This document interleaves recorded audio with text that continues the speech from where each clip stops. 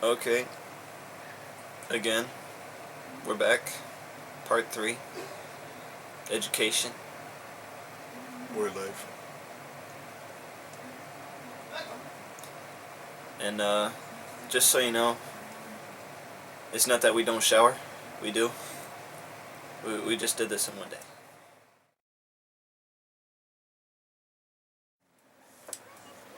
Another thing, the school bus, or the way I like to refer to the cheese bus, because it looks orange or yellowish like cheese. Yeah, I always thought it was like a giant block of cheddar Yeah, pretty much. on wheels. And yeah, but that's just kids. It'd be nice if there was AC on those buses, but you know, what do you do? Yeah. And I mean, back home, I never really needed a school bus unless we went to like a field trip to a faraway place. Mainly, walking, taking the public bus or public train, and so I didn't go on a school bus too much at home. However, here in Florida, is one of the main ways for kids to get to school. So I spent a lot more time down here on a school bus than most of my life ever. And it's got its ups and downs. There was one time, at least in my school bus, and the direction or the way it was for my school down here, you had assigned seats. But obviously we're kids, so we don't really care about assigned seats ever. So we never sat in our alleged assigned seats. Well, really? That's with the dick bus drivers? Because you know how there's dick teachers? The same thing with bus drivers. Yeah, I had maybe one that was a dick, but the rest are cool for the most part. One of my bus drivers is a G. I'm about to tell you about him in a minute.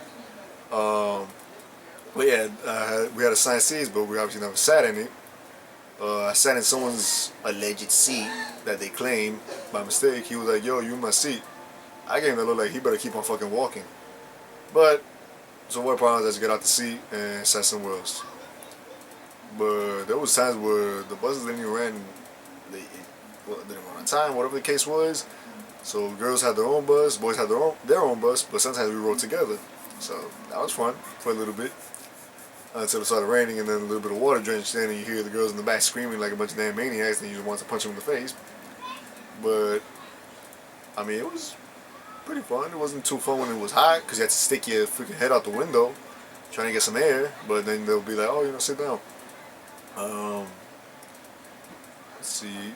Yeah, but anyway, like I was saying, I kind of got quote unquote framed for doing something stupid on the bus because someone sat in the spot where I was supposed to be sitting, according to the chart.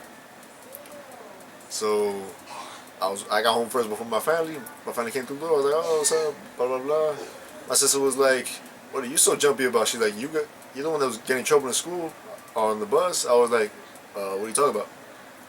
She was like, you know what you did? I'm like, what the fuck did I do? She's like, you know what you did? You don't have to play dumb. I was like, I'm not playing dumb. I'm like, you can tell me what I allegedly did, and then, we'll see whether I did it or not, or whether I choose to lie about it or not. But yeah, I mean, this is because some dude sitting in my seat throwing stuff or whatever the case was. I got in trouble for it.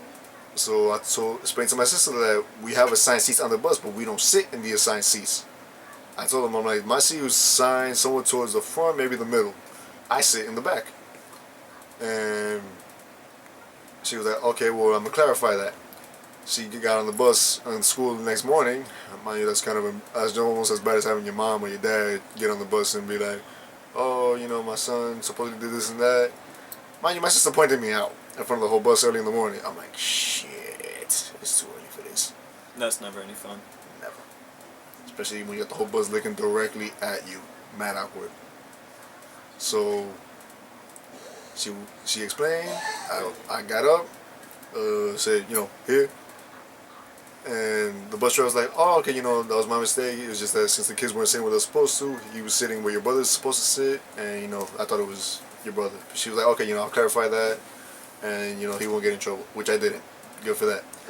So, me being all happy that I was proven innocent, because to anybody that knows me, pretty okay. To my family, I'm like the criminal out of everybody.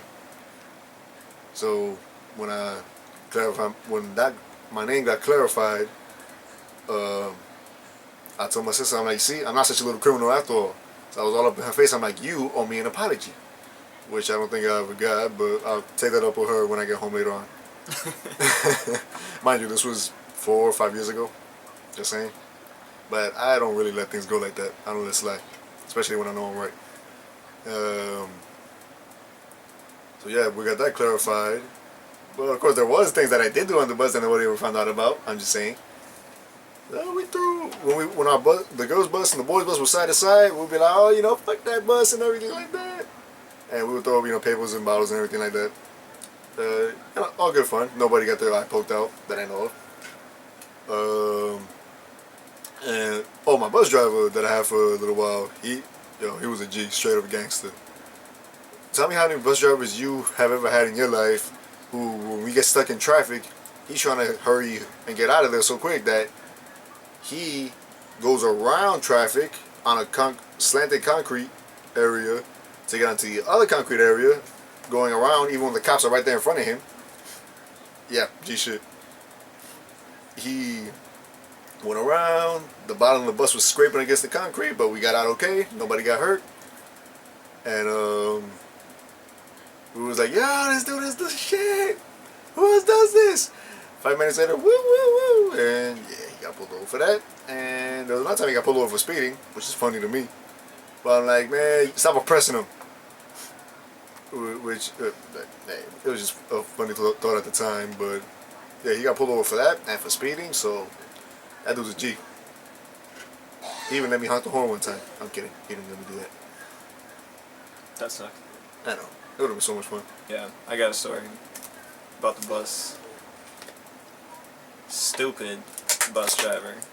Obviously did not know how to drive. I mean, seriously, when it's a red light, it's a red light. That means stop. Don't go anymore. You're not supposed to. Just, no. But no, she keeps on going, straight through traffic. And right as she does it, whoop whoop, cop pulls her over. It got to the point where I was not even a block away from my own home. So me and a couple other people just straight up got off the bus and went home. I don't even know what happened to the bus driver.